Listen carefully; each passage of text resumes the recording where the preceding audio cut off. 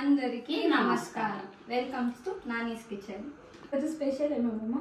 శనగబేళ్ళ పాశం, శనగబేళ్ళ glass, సగ్గుబియ్యము చిన్న glass, బెల్లం glass, నెయ్యి 3 స్పూన్లు,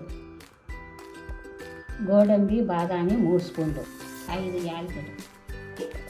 బ్యాళ్ళు వేసి 3 మాటలు కడిగి నీళ్ళు వేసి బ్యాళ్ళు వేసి పొయ్యి మీద పెట్టాలి.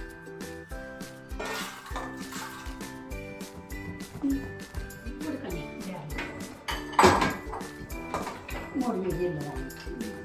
3 విజిల్ రావాలా? ఇంకొక పొయ్యి మీద సగ్గుబియ్యం పెట్టినాక బ్యాళ్ళు ఉడికినాక 2 కలిపి బెల్లం వేసి ఉడకబెడతాం. బ్యాళ్ళు ఉడికినాయి, 4 విజిల్లు వచ్చినాయి. ఇప్పుడు బ్యాల్ ఉడికింది కదా మమ్మ? బ్యాళ్ళు ఉడికినాయి. సగ్గుబియ్యము పక్కన ఉడకబెట్టుకొని బ్యాళ్ళల్లో వేసి కలిపెడతాను. బ్యాళ్ళు ఉడికినాయి, బెల్లం వేస్తాను. ఇప్పుడు నెయ్యి వేసి గోడంబి బాదం పప్పు యాలకుల పొడి వేస్తాను. ఇందులో నెయ్యి యాడ్ చేస్తాను. ఇప్పుడు కడాయిలో పెట్టుకున్నాము, నెయ్యి కాగింది, గోడంబి ముందు మాటపప్పు వేస్తాను. ఇలా గోడంబి బాదం వేసినాను, వేయింది బేళ్ళ పాసంలోకి వేస్తాను.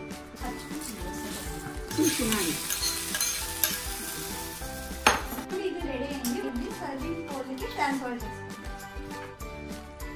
ఇప్పుడు బేళ్ళ పాయసం రెసిపీ రెడీ అయింది. మీకు ఈ వీడియో నచ్చినట్లయితే like, share and subscribe to Nani's kitchen.